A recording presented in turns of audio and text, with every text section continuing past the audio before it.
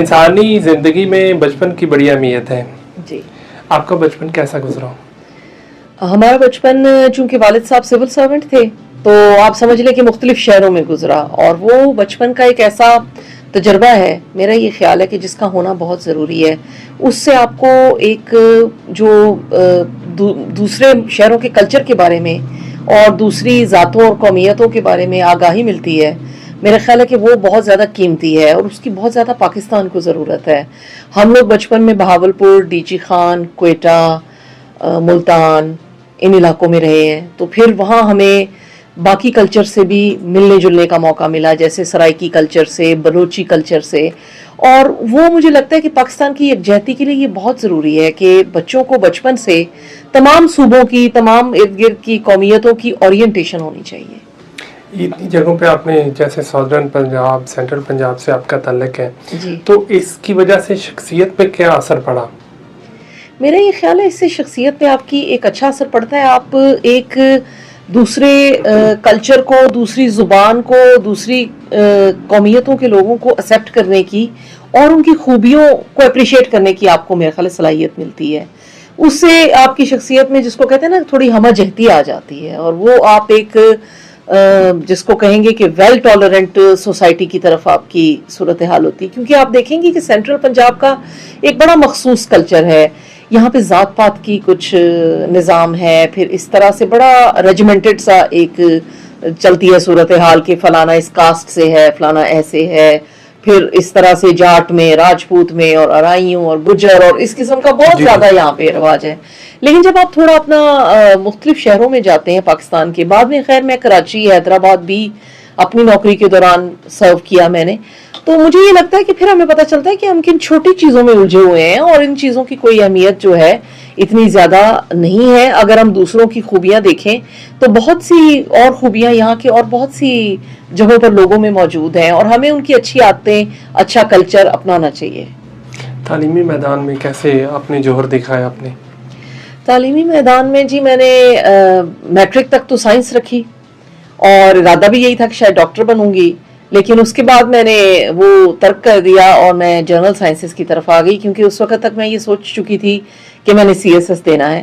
تو پھر میں نے اپنی گریجویشن کی اور اس کے بعد سی ایس ایس کا امتحان دیا، جس میں پاس ہو گئی، اور پہلی دفعہ ہی میں کسٹم گروپ میں میرا انتخاب ہوا، اور میں تب سے وہیں نوکری کر رہی ہوں. کیا یہ آپ کی فیملی بیک گراؤنڈ کا اثر تھا کہ آپ اس طرف آ گئیں؟ فیملی میں باقی لوگ بھی کچھ ان عہدوں پہ تھے، یا آپ کا اپنا ذاتی ہے؟ میرے والد صاحب سول سرونٹ تھے، میرے چچا سیشن جج ہیں، میری فیملی میں ججز بھی ہیں، آرمی سے بھی ہیں، یعنی آفیسرز میں رینک میں لوگ تھے، ننیال میں بھی اور ددھیال میں بھی.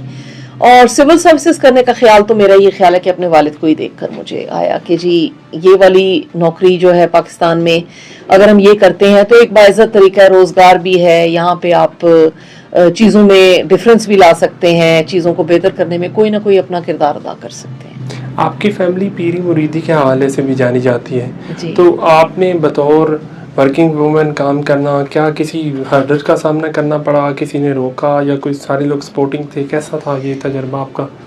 ایکچولی میرے والد صاحب بھی گدی نشین تھے، ہماری کئی پشتوں سے گدی نشینی چلے آ رہی ہے.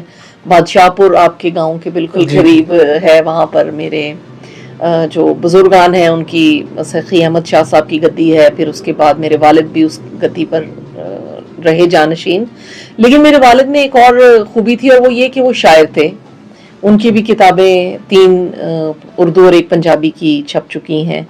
تو وہ بڑے میں یہ کہوں گی کہ بڑے وسیع نظر تھے، اور وہ لڑکے اور بچی میں اور اس لحاظ سے کوئی فرق نہیں کرتے تھے کہ کوئی ایسا میدان ہے کہ جہاں پہ ان کی بیٹی جو ہے وہ نہیں پاؤں رکھ سکتی اور صرف وہ بیٹوں کے لیے مخصوص ہے.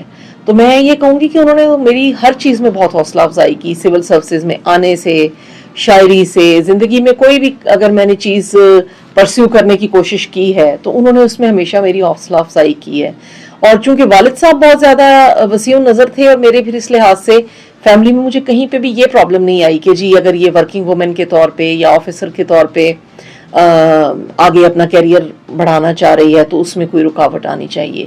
بلکہ بعد میں یہ کہوں گی کہ مجھے فالو کرتے ہوئے میری بہت سی کزنز جو ہیں انہوں نے بھی پھر سروسز میں آئی ہیں, سول سروس میں بھی آئی ہیں, لا کو پرسیو کیا ہے, کوئی پبلک پروسیکیوٹرز ہیں, کوئی لیکچررز ہیں.